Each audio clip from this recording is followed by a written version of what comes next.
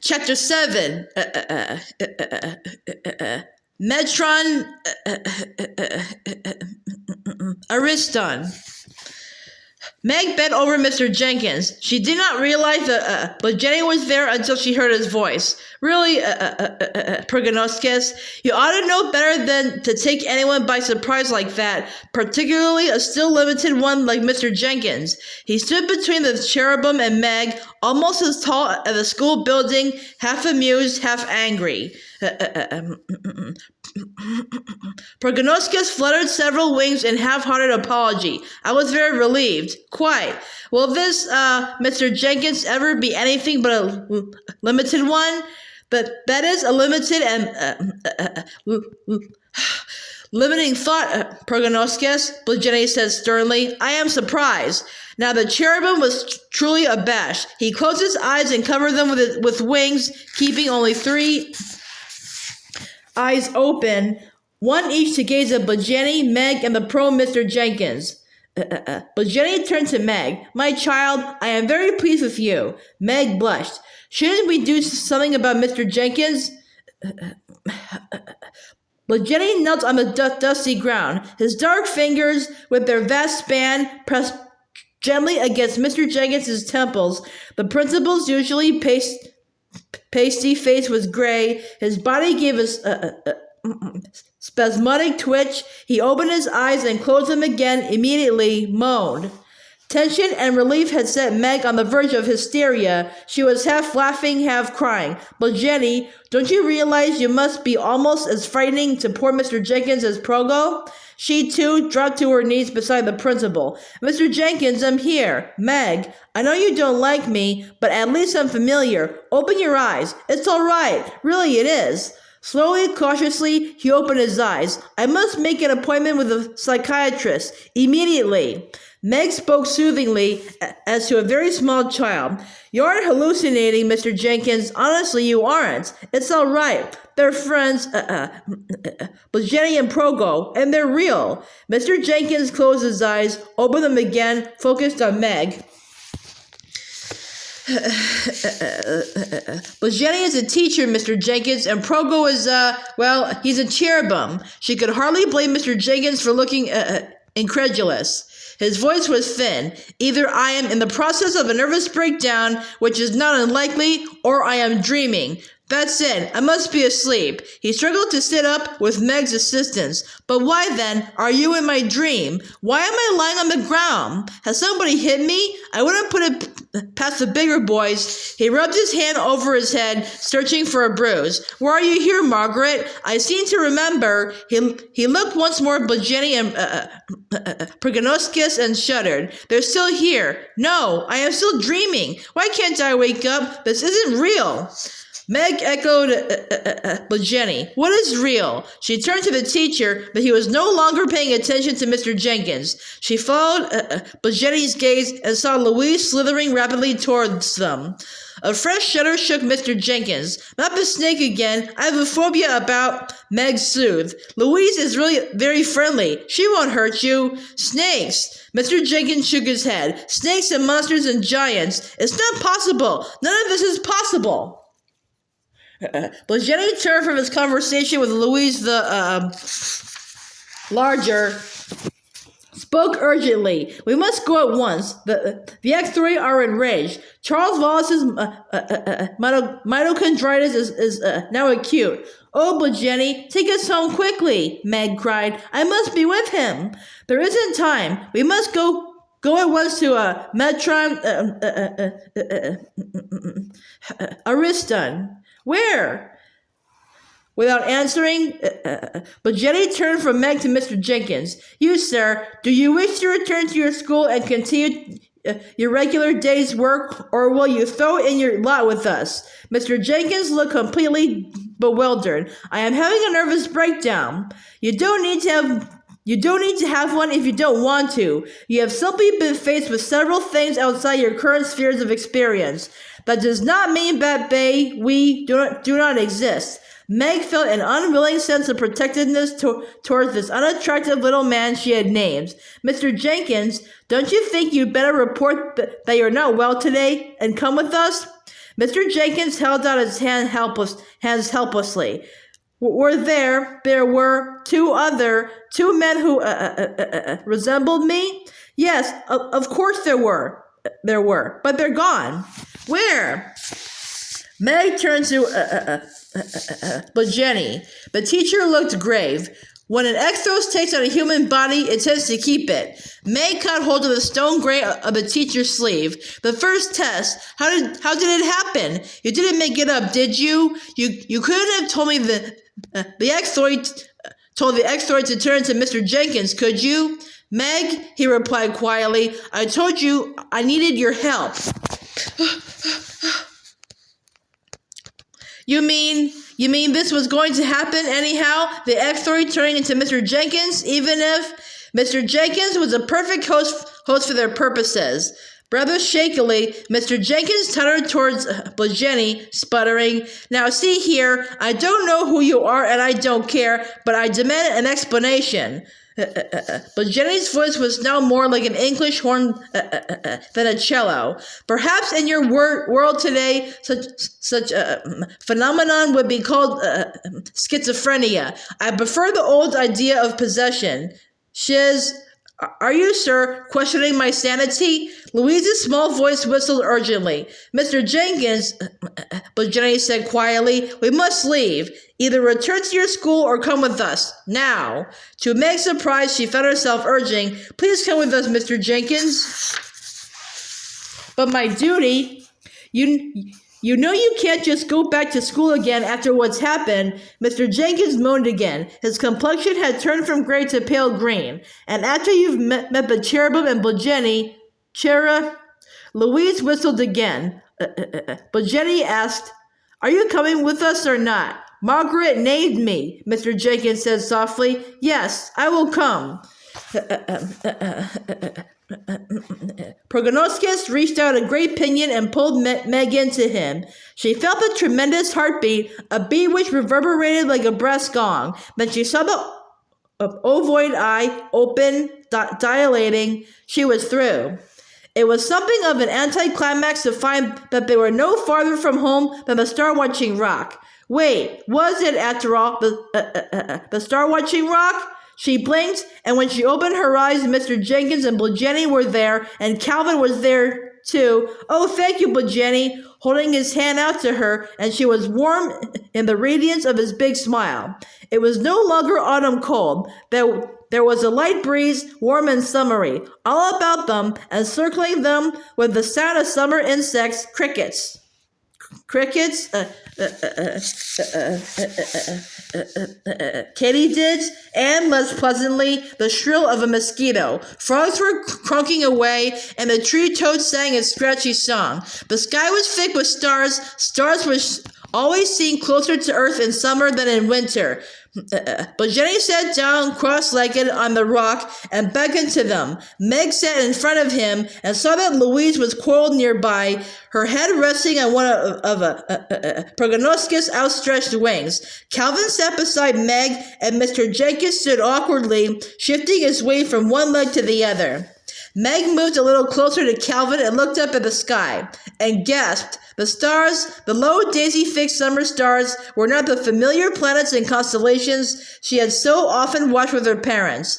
They were as different as had been the constellations where Proginoskes had taken her to see the terrible work of the Echthroi.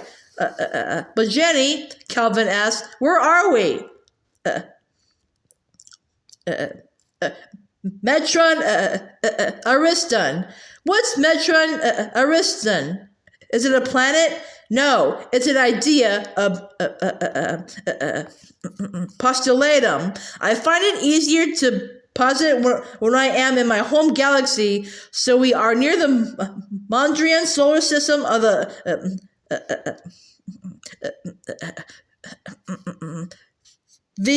Veganwell galaxy. The stars you see are those I know, those which I see from my home planet. Why are we here?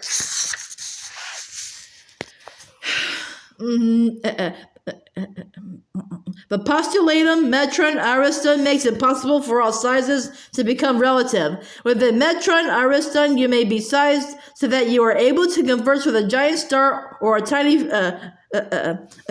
farandula. Meg felt a moment of shock and disbelief. Farandulae were still less real to her than Charles Wallace's dragons. A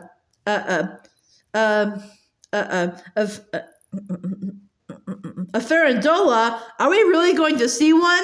Yes, but it's impossible. A farandula is so small that... How small is it? But Jenny asked. So small that it's beyond rational conceiving, my mother says.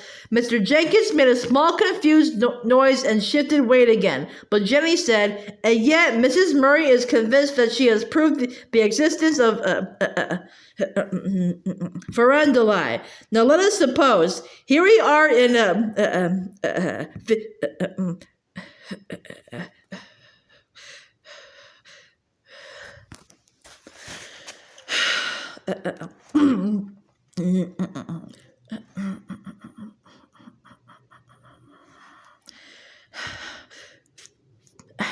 Veganual galaxy 2 trillion light years away. Veganual is just about the same size as your own Earth's galaxy. How long does it take the Milky Way to rotate once around? As no one else spoke, Meg answered, 200 billion years clockwise. So that it gives us a general idea of the size of your galaxy, doesn't it? Very general, Calvin said. Our minds can't comprehend anything that huge, that macrocosmic. Don't try to comprehend with your mind. Your minds are very limited. Use your intuition. Think of the size of your galaxy. Now, think of your sun.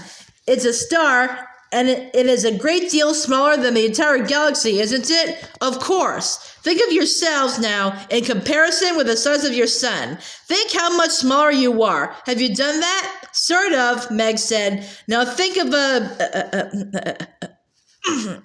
mitochondrion. Think of the mitochondria which lives in the cells of all living things, and how much smaller mitochondrion is than you. Mr. Jenkins said to himself, I thought Charles Wallace was making them up to show off. But Jenny continued, now consider that farandula is as much smaller than mitochondrion, as a mitochondrion is smaller than you are. This time, Calvin said, the problem is that our minds can't comprehend anything that microcosmic. But Jenny said, another way of putting it would be to say that farandula is as much smaller than you are as your galaxy is larger than you are. Calvin whistled. Then, to a farandula, any of us would be as big as a galaxy? More or less. You are a galaxy for your farandulae. Then how can we possibly meet one?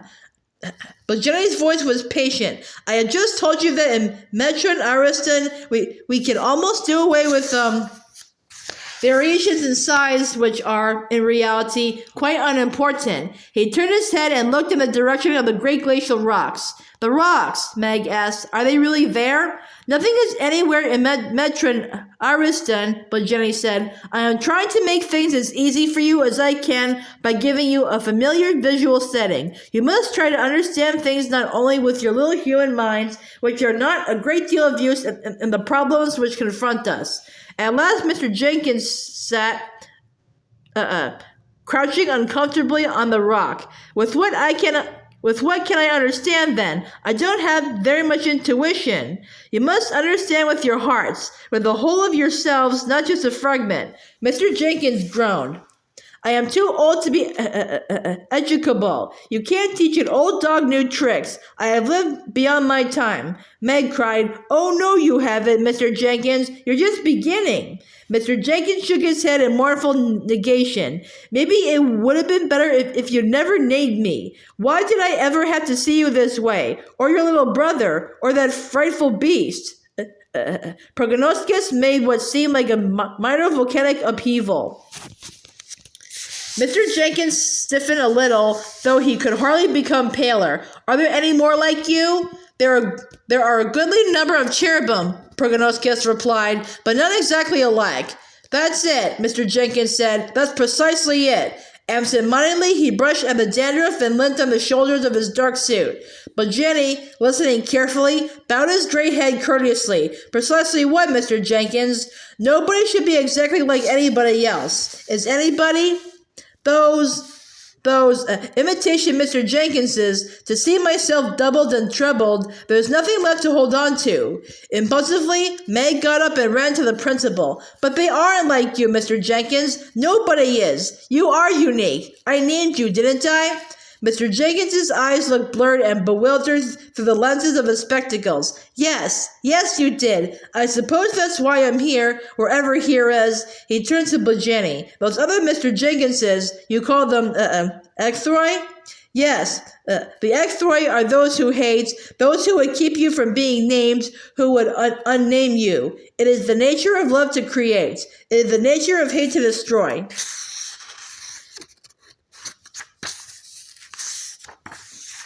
Mr. Jenkins said heavily, I fear I have not been a loving person.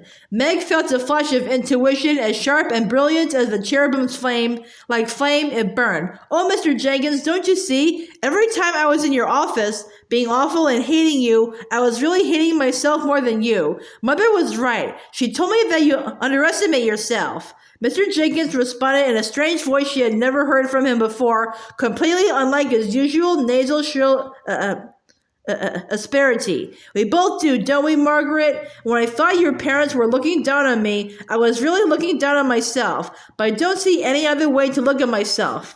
Now at last, Meg glimpsed at Mr. Jenkins, who had bought shoes for Calvin, who had clumsily tried to make those shoes look warm. Mr. Jenkins turned to Jenny. These Echthroi, singular, Echthros. These Echthroi who took on my likeness, Mr. Jenkins said, can they cause more trouble? Yes. They would harm Charles Wallace? They would extinguish him, the cherubim said. Meg reached out in longing and fear toward her brother. We shouldn't have left him, she started, then closed her mouth. She felt the cherubim moving gently within her, helping her,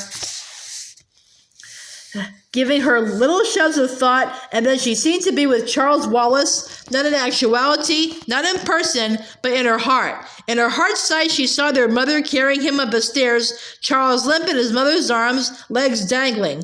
Mrs. Murry went into his room, a small paneled room with a little fireplace, and one wall papered in a blue and white snowflake pattern, a safe, comfortable room. The window looked out onto the pine woods behind the house. The light which came in was gentle and kind. Mrs. Murry laid Charles Wallace down on his bed and began to undress him. The child barely had the strength to help her. He made an effort to smile and said, I'll be better soon. Meg will. Meg will be home from school in a couple of hours, their mother said. She'll be right up to see you, and Dr. Louise is on her way. Meg isn't in school. Speaking was almost too great an effort. Mrs. Murry did not contradict him, as perhaps she might have normally, but helped him into his pajamas. I'm cold, Mother. She pulled the covers up over him. I'll get another blanket. A sound of feet pounding up the stairs, and the twins burst in. What's this? What's the matter? Is Charles sick? Mrs. Murry answered quietly. He's not feeling very well. Bad enough to go to bed? Did he have trouble in school again? School was fine. He took Louise and she made a great hit, evidently. Our Louise? Louise the Larger. Louise the Larger? Yes. Bully for you, Charles. That's telling them. Charles Wallace managed a reasonably good smile. Sandy, Mrs. Murry said, please bring up some wood for a fire. It's a little chilly. Dennis, if you please go to the cedar closet and get another blanket. Okay, sure, right away. And Meg will read to you or something when she gets home, Charles. Meg thought she heard Charles Wallace saying once again that Meg was not in school. But it was as though a mist swept over the vivid scene, and Charles Wallace's room was gone, and Meg was standing, pressed close against the cherubim, who had one wing strongly about her. But Jenny said, Now, my children, we must have a lesson. Let us make believe that it is daytime. You can, you know. Believing takes practice, but neither you, Calvin, nor you, Meg, is old enough to have forgotten completely how to do it. You must make believe for yourselves and for Mr. Jenkins. This may seem a trivial task in view of the gravity of the circumstances, but it is practice for what is to come. Now, make believe. Turn night to day. The cherubim withdrew his wing, and Meg put her hand in Jenny's. Her own hand was very small in comparison, as small as it had been when she was younger than Charles Wallace and had held her father's hand in complete love and trust. She looked up at Jenny's grave black face, looked into the strange amber eyes which sometimes seemed to hold the cold light of the moon and which now glowed with the warmth of the sun. Color flooded the image sky of Metron Ariston, a vast arching blue canopy, cloudless and shimmering with warmth. About the rock, the green grasses of summer rippled in the breeze. A bird sang, was joined by others, until melody was all around them. The grass was brightened by field flowers, daisies, black-eyed Susans, Indian paintbrushes, butter and eggs, purple thistles, all the summer flowers blooming abundantly and brilliantly. Colors blazed more brightly than normal. Calvin's hair, the shade of an Indian paintbrush, burned like sunlight. His freckles seemed larger and more profuse than ever. The faded blue of his jacket had deepened to meet the gentian blue of his eyes. He had on one red sock and one purple sock. Meg's old kilt, faded from countless washings, looked bright and new, but her hair, she thought, was probably as mouse brown as ever, and Mr. Jenkins was still pasty and colorless. Louise the Larger, however, looked even larger than usual, and her coils shone with purple and gold. Meg looked toward Proginoskes, and the shining of the cherubim was so brilliant it almost blinded her. She had to look away. Now, my children, but Jenny said, and he included Mr. Jenkins in the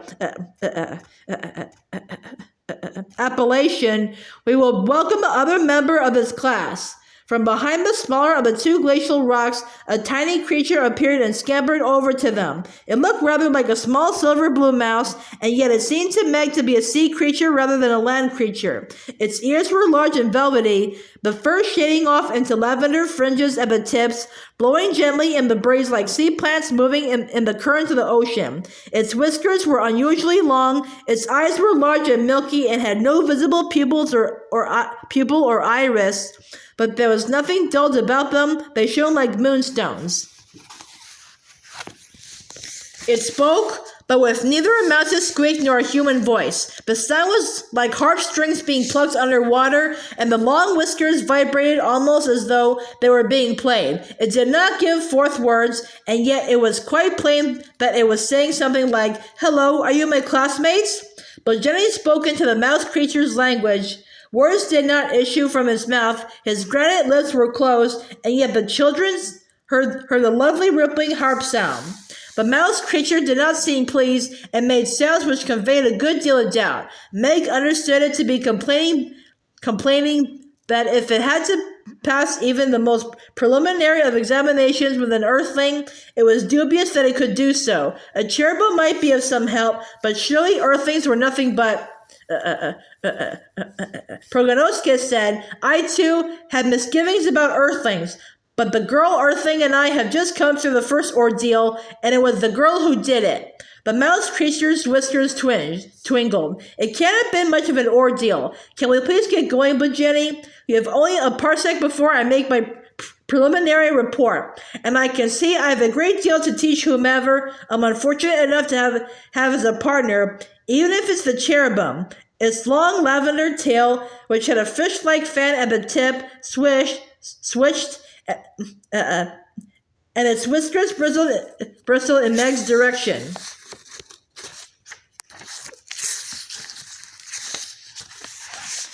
Meg bristled too. Perhaps when I'm as old as you,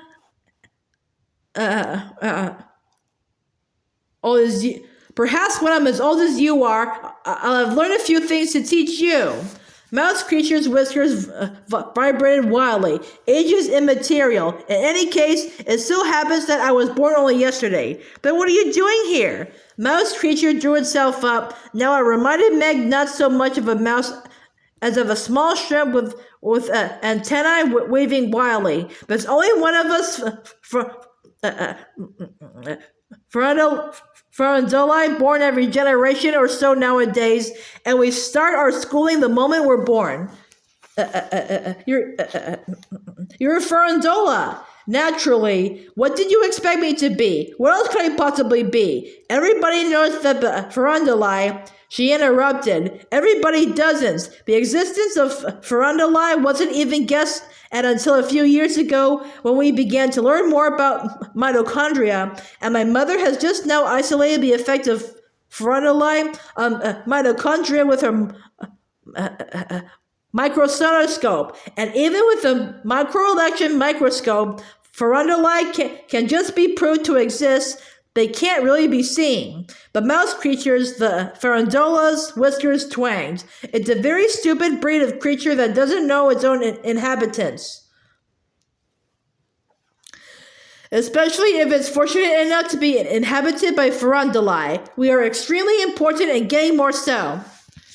Past the Farandola, behind Proginoskes and Louise the Larger, the shape of a Mr. Jenkins flew rapidly across the horizon. Mr. Jenkins, standing near Meg and Calvin, quivered, but Jenny looked grim. Echthroi at work. But mouse creature Farandola paid no attention. My Quercus, my tree, hasn't had an offspring for 100 years. Our years, of course. It will take me that long to become full-grown myself, and this is only my second phase.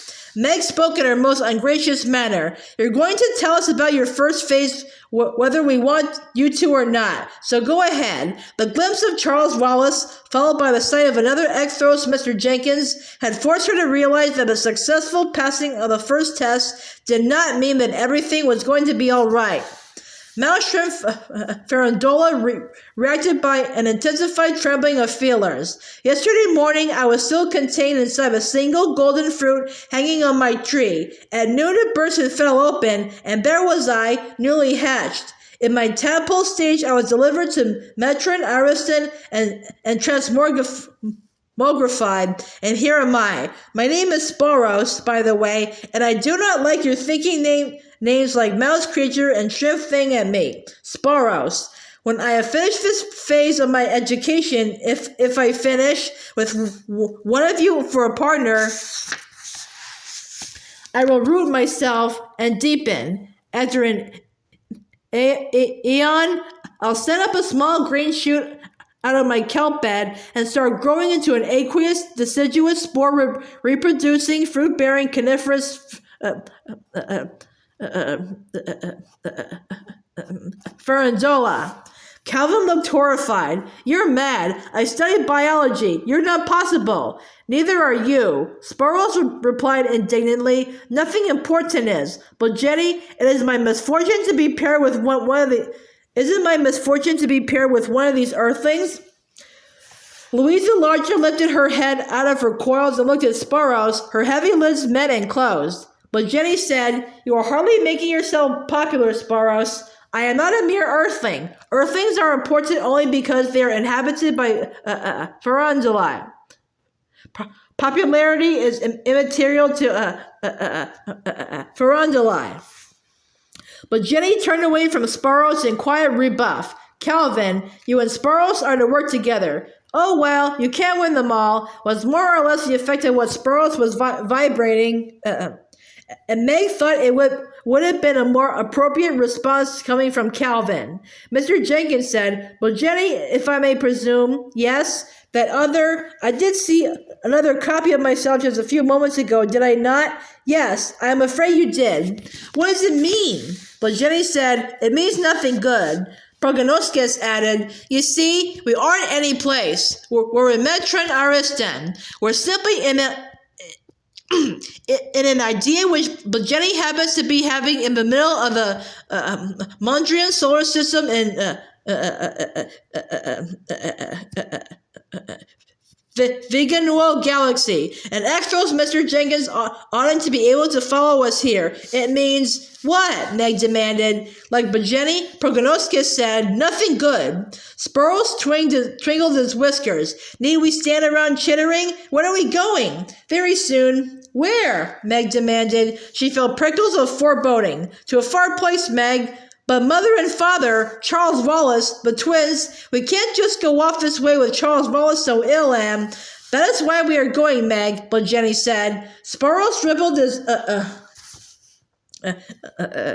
undulating notes, and Meg translated something like, can't you just call home, or just reach out and talk to each other when you want to? And then a horrified, oh my goodness, I don't see how anybody as ignorant as you three earthlings seem to be can possibly manage. Do you mean on your Earth host, you never communicate with each other? And with other planets? You mean your planet revolves about all isolated in space? Aren't you terribly lonely? Isn't he? He or she? Your planet. Aren't you lonely? Maybe we are a little, Calvin conceded, but it's a beautiful planet. That, Sparrow said, is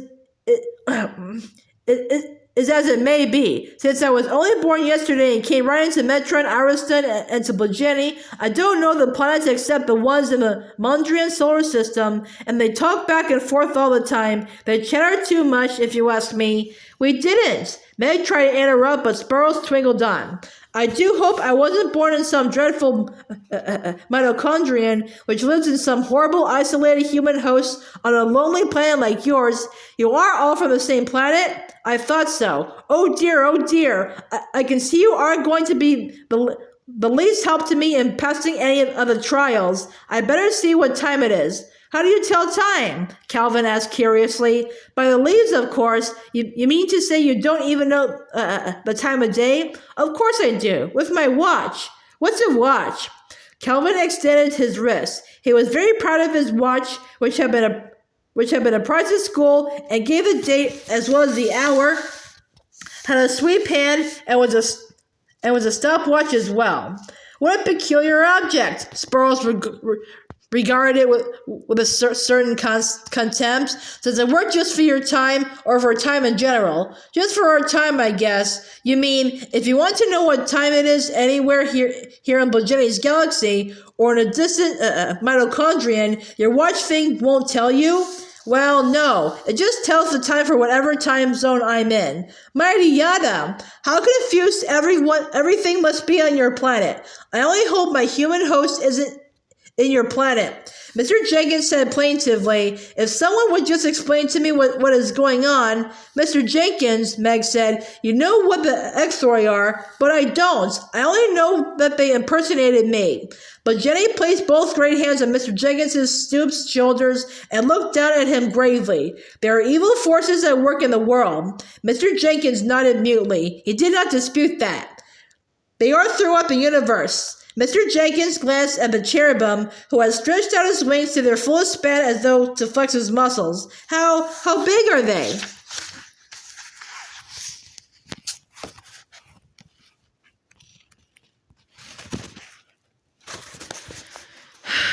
They are no size, and they are every size. And Echthros can be as large as a galaxy and as small as a farandola, or as you have seen, a replica of yourself. They are the powers of nothingness, those who would unname. Their aim is total X, to extinguish all creation. What do they have to do with Charles Wallace? The Echthroi are trying to destroy his mitochondria, but why would they bother with a child? It is not always on the great or the important that the balance of the universe depends. Louise the Larger whistled urgently, and Meg was almost sure that the snake was telling them that she would stay with Charles Wallace, that she would encourage him to keep on fighting to live. Oh, Louise, please, you won't leave him? You will help him? I will not leave him. Will he be all right? Louise answered with silence. But Jenny said to Mr. Jenkins, Charles Wallace will die if his mitochondria die. Do you understand that? Mr. Jenkins shook his head. I thought he was making things up with his big words. I thought he was trying to show off. I didn't know There really were mitochondria. But Jenny turned to Meg. Explain. I'll try, but I'm not sure I really understand either, Mr. Jenkins. But I do know that we need energy to live, okay? Thus far, she felt but Jenny conniving information to her, and involuntarily her mind sorted it, simplified, put it into words which she hoped Mr. Jenkins would understand. Well, each of her mitochondria has its own built-in system to limit the rate at which it burns fuel. Okay, Mr. Jenkins? Pray continue, Margaret. If the number of farandolite in any mitochondrion drops below a critical point, but then hydrogen transport can't occur, there isn't enough fuel, and the result is death through energy lack. She felt the skin on her arms and legs prickling coldly. To put into words what might be happening within Charles Wallace was almost unendurable. She felt but Jenny prodding her and continued. Something's happening in Charles Wallace's mitochondria. I'm not sure what it is, because it's all words I don't know, but as farandolite are dying, maybe they're killing each other. No, that's not right. It sounds to me as though they're refusing to sing, and that doesn't make any sense. The point is that they're dying, and so his mitochondria can't produce enough oxygen. She broke off angrily. But Jenny, this is all nonsense. How can we possibly stop them from doing whatever it is they're doing when they're so small they aren't even visible? You've got to tell us. How can we help Charles? But Jenny's conniving was calm and cold as steel. You will know soon. Know what? What you must do to overcome the Echthroi. When you get there, my children, you will know. When we get where? To one of Charles Wallace's mitochondria.